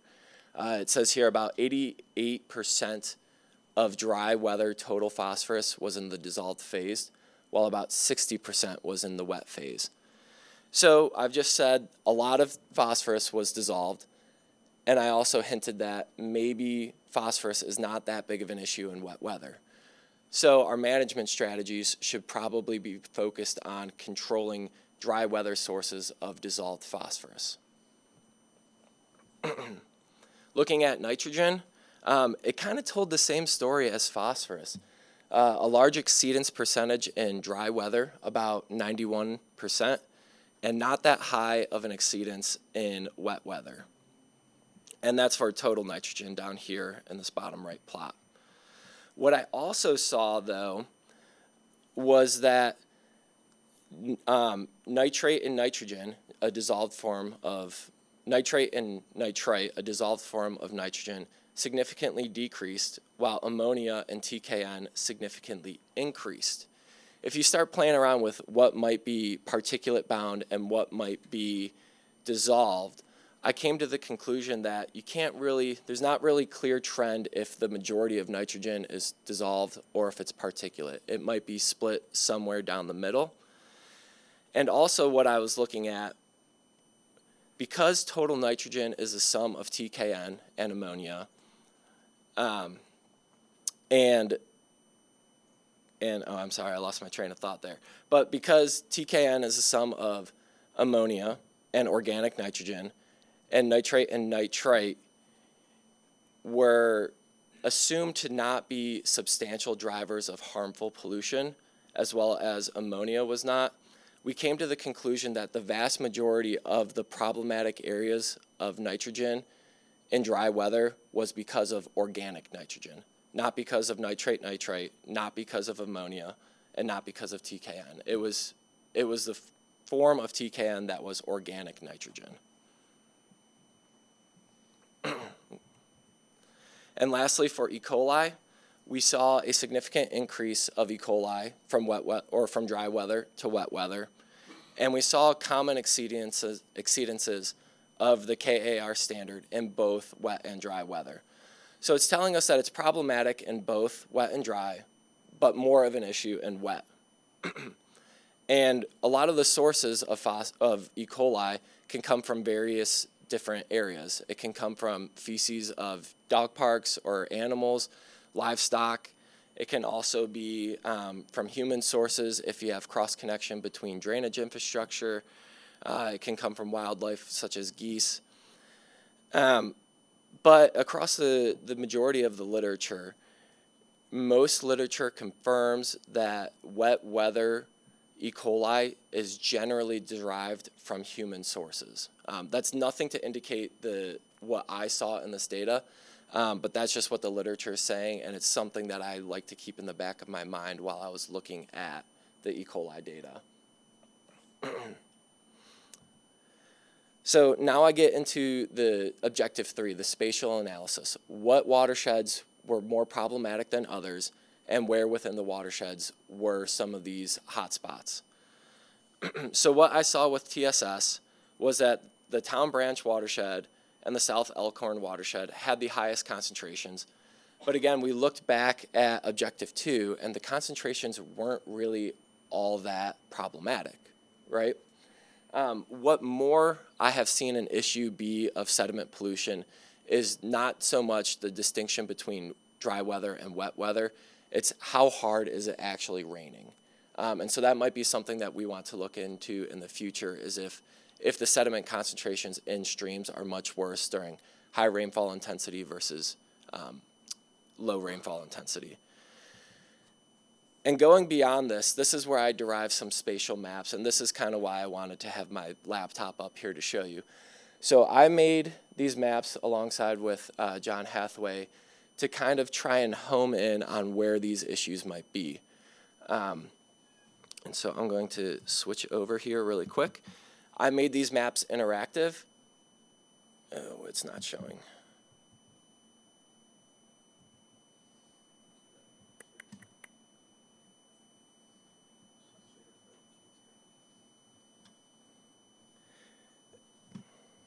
Okay, well, I guess I'm working off of this. But anyways, I made these maps interactive so that you can click on all of these data points, and it brings up how many data points there are, what's the median concentration, how many exceed certain thresholds. You can turn off layers. You can kind of zoom in and see what areas might be worse than others. As I mentioned, TSS really wasn't that big of a driver, so there's not really a whole lot to look into here. What I lastly wanted to say was these big colored points are the stream concentrations, while these black points are the outfall concentrations. And the stream concentrations on the left-hand side is everything in dry weather, and on the right side, everything is in wet weather. And so when you look at the interactive maps, you can turn off certain layers with the click of a button or turn them on. But with the stream concentrations, the color of these points represents what the median concentration is. The size of it represents what percentage is exceeding a certain threshold. And then the outer ring color denotes what season were the highest concentrations typically observed in. Again, since TSS wasn't really that substantial of concentrations, we didn't really notice a lot of trends here. But when we started looking at nutrients, the first thing that we saw was Town Branch had the worst concentrations of nutrients. It was significantly greater than all other watersheds. right? And so we kind of wanted to investigate why that might be. We also noted in Objective 2, wet weather versus dry weather, that wet weather was only problematic or only exceeded certain thresholds a certain percentage of the time.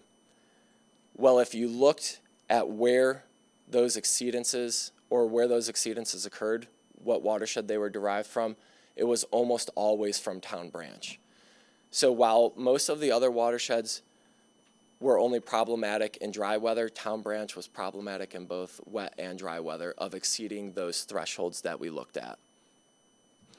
And so when I looked at the maps, I really homed in, again, on Town Branch, which is located in this watershed, or located over here. I was able to zoom in on this area right around here. So Wolf Run is right here. This yellow point is from Wolf Run. This yellow point is from Town Branch. And this red point is also from Town Branch, just downstream of both of those locations. And so that was indicating to me that this stretch of stream might have a substantial source of phosphorus and potentially nitrogen as well. So these maps here are developed. This map was developed just for total phosphorus, not for nitrogen, but it indicated that there might be some hot spots there. And I was able to name or suggest a few that might be there, but with the data we can't confidently say which might be the most substantial source of that. But we were able to hypothesize a couple, one of which was McConnell Springs, which McConnell Springs was based off of watershed mapping supposed to be in the Town Branch watershed. This gave a little bit of, I don't know what the right word is, but it questioned, or it made me question if this mapping was actually right. And so I looked at McConnell Springs, a constant source of water for where it's being discharged to, supposedly Town Branch. But I looked at McConnell Springs, and I looked at data that Lexington had for McConnell Springs for each of the different chemicals here. Now, the distributions of data here match almost perfectly with the distributions of dry weather data from every watershed except Town Branch. So even though looking at watershed mapping, it's showing or suggesting that McConnell Springs might be in Town Branch and might be a substantial source of nutrients for Town Branch, I was looking at that it's probably not. It's probably actually feeding Wolf Run and shows good or better water quality data. And that was also confirmed with some dye tracing that the city has done. And yeah, so I just wanted to say that McConnell Springs, while it was initially hypothesized as it might be one of the potential contributors to nutrients in that section of Town Branch, all the data that I have shows that it's probably not. And lastly, I did the spatial analysis on E. coli. Again, E. coli was exceeding those thresholds in dry weather and wet weather, more so in wet weather than dry. But what stood out to me here is that Cane Run and East Hickman, or Cane Run was the watershed with the highest wet weather and dry weather concentrations. And it was often greater than most other watersheds and almost always greater than the regulations. And so there was a lot of interesting places to look on these maps for E. coli, but due to the sake of time, I wanted to just focus in on Cane Run, which is over here. And we see two data points that are dark red, showing that it has quite a bit of E. coli in the water there, especially in wet weather. And what I noted is that they're very high up in the watershed. And when I looked around to see what potential sources there might be there are no farms, there are no golf courses, there are not really many ponds upstream of these areas, suggesting that while there can be natural sources of E. coli, which was likely observed in many of these other watersheds, what I hypothesized to be the substantial driver of dry weather and wet weather E. coli in these very high up spots along Cane Run was probably related to degraded or aged sewer infrastructure data. So just to go over some of the key takeaways from the work that we did, some of the analyses that we performed was from objective one that background concentrations or background pollution in streams is what more so drived poor macroinvertebrate scores rather than wet weather. Macroinvertebrates have this weird and unique resilience to water. They can have acute or chronic preferences, and it seemed like the preferences of avoiding was more so due to chronic water quality issues rather than acute. We also noted that dry weather and wet weather pollution were not all that related, something that we can confirm with our second objective, where we noted that nutrient pollutions in dry weather were much more common to exceed those thresholds than wet weather. Also with objective 2, we saw that TSS, ammonia, TKN, and E. coli significantly increased in wet weather, while all others either significantly decreased or had no major influence by wet weather versus dry weather. And we identified the major sources of TN to be organic nitrogen and the major sources of TP to be in the dissolved form. Lastly, with objective 3, again, the main issue was in between town branch sampling location 1 and 2 for phosphorus or for nutrient related issues. And again, that McConnell Springs appeared not to be a driver of that. E. coli and Cane Run was mostly related to sewer infrastructure, but we saw a lot of issues all throughout a lot of the watersheds for E. coli. And yeah, with that, I wanted to end with there are always limitations when it comes to field work and field sampling and analyzing data. For the sake of time, I don't want to get into many of these, but I have some pictures and some comments listed. If you are concerned or interested to know about any of them, please reach out to either me or John Hathaway, and we'd be happy to explain some more. But with that, I would like to open it up for any questions that you all might have, and thank you all for your attention.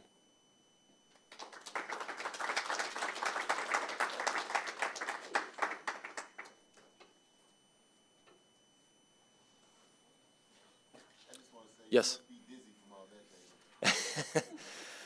A little bit, but I am a nerd and I like to. This is the stuff I love. So, yes. So I really want to direct this question to Bailey in terms of where did they find you? Basically, I see that you've got an Ohio Northern sweatshirt on. Yeah. We have the orange of UT. Yes. And where are you publishing it? I mean, has the report been given to LFUCG or is this it? So the report has been given to LFUCG with the expectation that we might tweak a few things here or there. I'm not sure what their plan is to distribute it or not. That's probably a question for Bailey. But anyways, I was found because Bailey was a grad student of John Hathaway's. So they have that connection there. So when do we get to see this paper? Or when do we get to see this stuff? It's still in draft form, so let us finalize it, and then you can always reach out for it. Okay, and then I noticed that part of our data collection effort included the United States Geological Survey's real-time monitoring data. In other words, we have extensive, probably 30,000 data points a year collected per parameter at these monitoring stations. And we have, right now we're doing another cycle of it where, for example, in Wolf Run watershed, we had 2013, 2014 USGS data for DO, pH, conductivity, that kind of stuff. And then in 2023, we had another round of this data point. What does it take to analyze that level of data, and can you do that? Or why wasn't that done? Yes, I can do that. The computations aren't going to be much more difficult than what I've done here. This was just the data sourced from Third Rock, volunteers, LFUCG as well. And these were just the initial 3 questions that we thought were good to dive into. You know, we are capable of doing more if that's desired. Yeah. A lot of the automatic sampling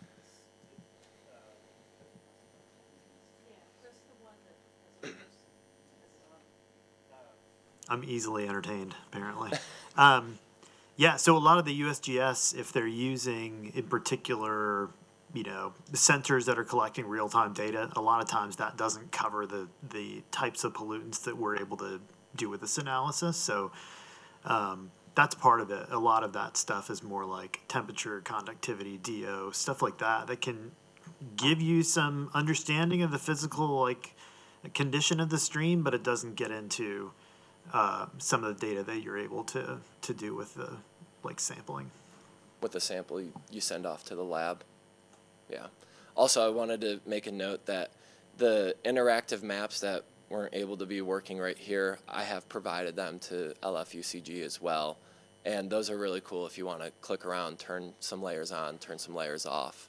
And that's kind of where I tried to find hot spots. Like this stream location didn't have very poor concentrations, but you know, just a mile down the river, there was some poor concentration. So what's located in that area? That's kind of the things that I tinkered with a little bit too. Yes. I'm not any kind of a scientist or a data analyst, so I have a very basic question. Are there areas that you had difficulty getting samples, meaningful samples? I'm kind of thinking of Town Branch, which is paved over quite a lot, the watershed. And did it vary from dry to wet? So I want to state that I did not do the sampling. The volunteers did, the Third Rock did, Lexington did as well, so I can't really speak to that. But the dry weather to wet weather in Town Branch alone, the variations between total nitrogen and total phosphorus were not substantial. Am I able to get my presentation back up real quick?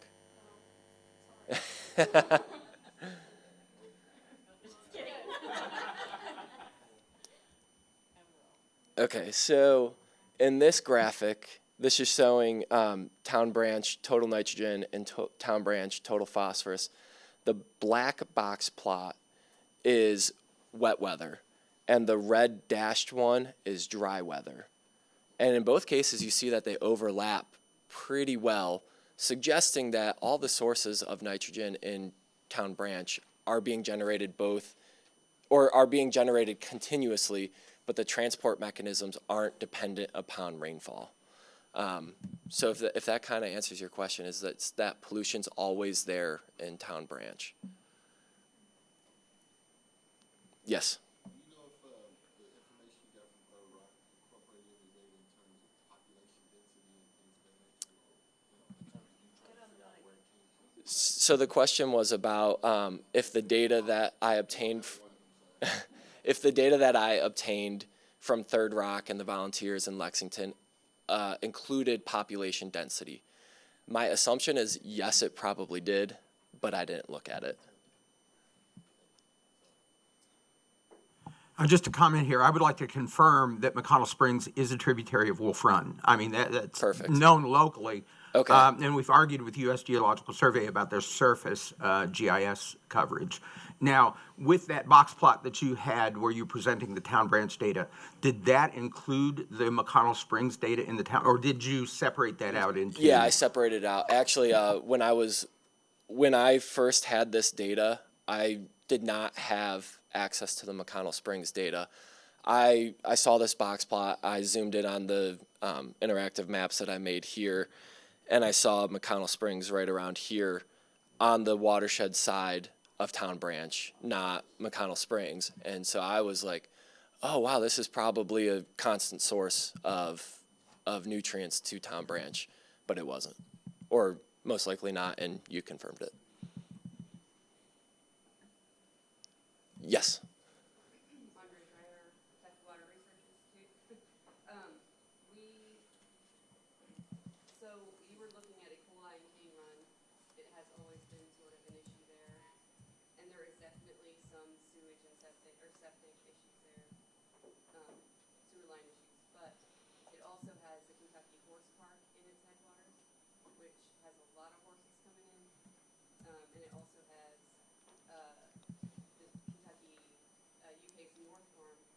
also has a bunch of horses in it.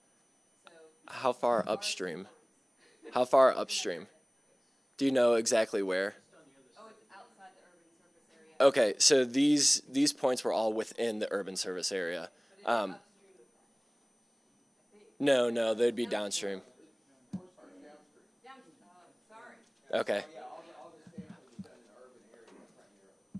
I was gonna say there is a chance that I missed. There's a chance that I could have missed something around here, but yeah, I was pretty confident, but I wasn't sure. Yeah. Okay, so yeah, the sampling points were here, and then I'm assuming the Kentucky horse farms are around this area. No problem. Anything else?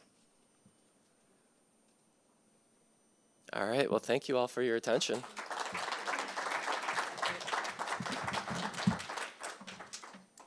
Okay, Russ has graciously offered to go in March, so we're going to move forward with the stormwater manual update with Abby.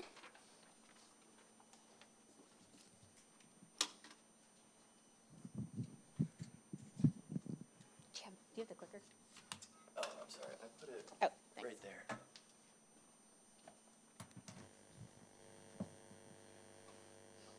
Okay, good morning, everyone. I'm Abby Terry with Tetra Tech.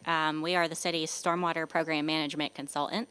So I'm just here to provide a quick update on our updates to the stormwater procedures and maintenance manuals. Okay, so I just wanted to walk everyone through how we got to where we are today. This process really began this time last year. We started looking at all of the chapters. We're not bound to any permit requirement or any time frame on when updates happen. We just kind of accumulate these things that we would like to improve, and then when we have enough, we do an update. So started dusting the chapters off back in November 2024. Director Burton presented our key changes at the March SSAC meeting. And if you all are aware, House Bill 443 went into effect July 1st, and we didn't feel like we had sufficient stakeholder input to get the changes through at that time. So Amendment number 2 to the 2020 Stormwater Manual was issued, and we kept working on the full updates. So a work group was held in August. Many of you were there. We got some really great feedback. We went back to the drawing board to develop some revised language. So we're here today to present some of that. And then what will happen, Bailey will send out the red lines and revisions after this, so that way you all have time to take a look at those. We're not on any set schedule to get these through council, so after we hear back from you all, your thoughts on what you see today, Director Burton will get back on the schedule to go to council and present these, looking at a time frame of summer 2026 to get the new manuals. One other note, after that work group, there were many lingering questions about green infrastructure, wetlands. So to support that data gap, Bailey Young, the MS4 program manager, circulated a questionnaire to many of the green infrastructure professionals that you all recommended. We received a lot of great feedback. So what you are seeing today is a result of feedback gathered through the work group and consensus on those questionnaires. Okay, so what you all are seeing are only the changes since the work group. I'm not going to go through the whole list. If you are interested in those, the original red lines and summaries were sent out after that work group. So this is what has changed since that time. In chapter, you will get the comprehensive red lines afterwards, but this morning I'm only presenting what has changed since the work group. So in Chapter 1, there was a proposed addition to require updated hydrologic and hydraulic studies for amendments to existing development plans, and the stakeholders wanted to clarify that those would only be required if the changes to the plan affected hydrologic or hydraulic conditions. So that clarification was added. You can see the change to the original proposed revision in red. Most of the proposed changes this morning are regarding Chapter 10, post-construction stormwater controls. These are kind of presented in the order that they occur in Chapter 10, but I want to discuss the second bullet there first. We spent about half of the work group discussing manufactured treatment devices. Without getting into the details, the current stormwater manual references the 2013 NJDEP protocol for certification for those treatment devices. The original proposed revisions were to allow devices certified to the 2013 protocol or newer. We received a lot of input from you all in the work group. LFUCG also met with their colleagues at SD1 and MSD. Many of the other communities were either allowing a grace period for the 2013 protocol and then phasing that out, or going straight to the 2021 protocol. And after those discussions, LFUCG felt that it was best to adopt the 2021 protocol period. So it won't be 2013 or newer, it'll be certified to the 2021 laboratory protocol. Okay. The rest of the work group primarily focused on green infrastructure requirements. There was a lot of discussion about this requirement you see in bullet 1.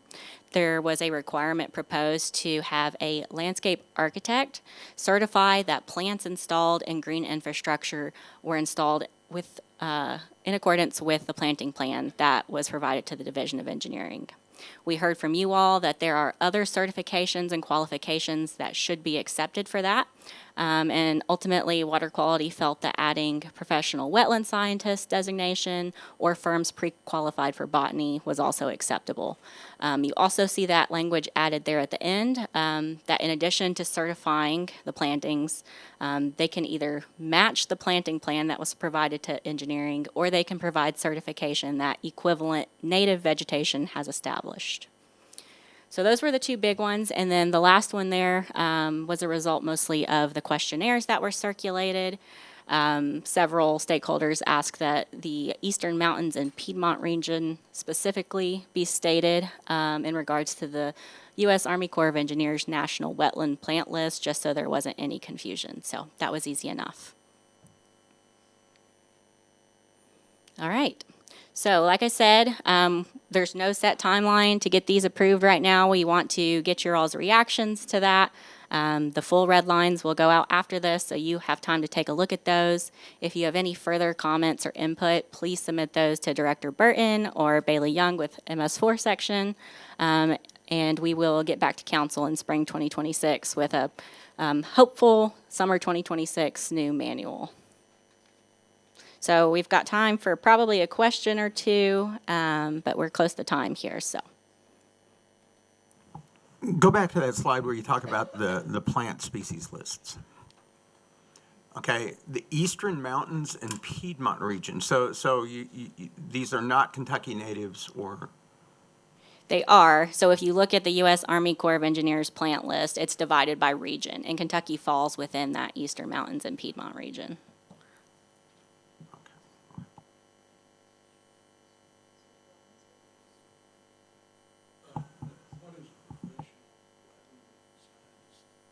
It is a specific certification. They have a license, or some kind of certification given from a program. They have to have so many hours of wetland courses, experience working with wetlands to get that qualification. And they have a website where you can go and find the folks that have that certification.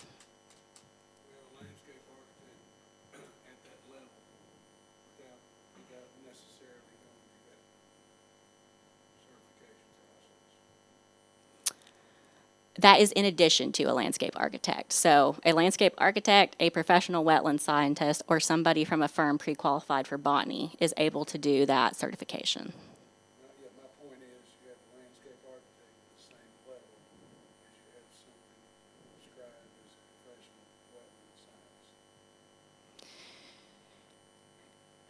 professional wetland scientist. Landscape architects do also go through planting courses, many of them design bioretention, rake and gardens, so they are also familiar and qualified for plantings. So my question is, they're at that same level, and you're saying yes, they are at that same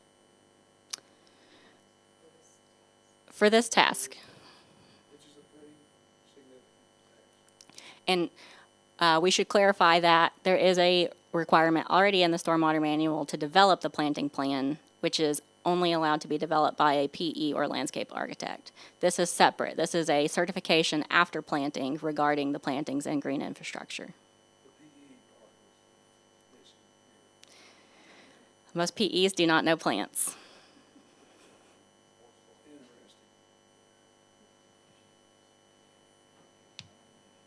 Anybody else? Hi, Jason Unrein, UK. Just going back to that native plant list. So that Eastern Mountains and Piedmont region on the U.S. Army Corps of Engineers is divided into sub-regions. And one is called Central and Eastern Mountains, and Kentucky is only in that sub-region. So I'm wondering if that would be more appropriate. Okay, we can take another look at that and see if we can zero in a little bit more. Yeah, thanks. All right, Ms. Young, I think we're ready for announcements.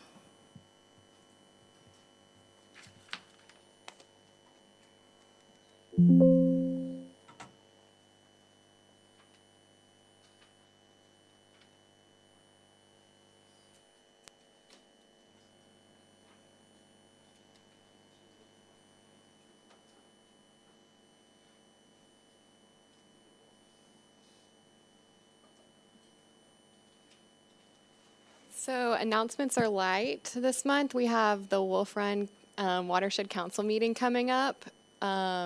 We have the MS Forum December 19th, so please come to that. That's in the morning. That's pretty well attended. We have 2 water quality fees boards meetings listed, and then our next SSAC is March 6th, and our annual water week is the 21st through the 27th of March. And then we wanted to celebrate that on Black Friday, we collected 400 gallons of cooking oil at the Gobble Grease toss. So, but that's all. Thank you all.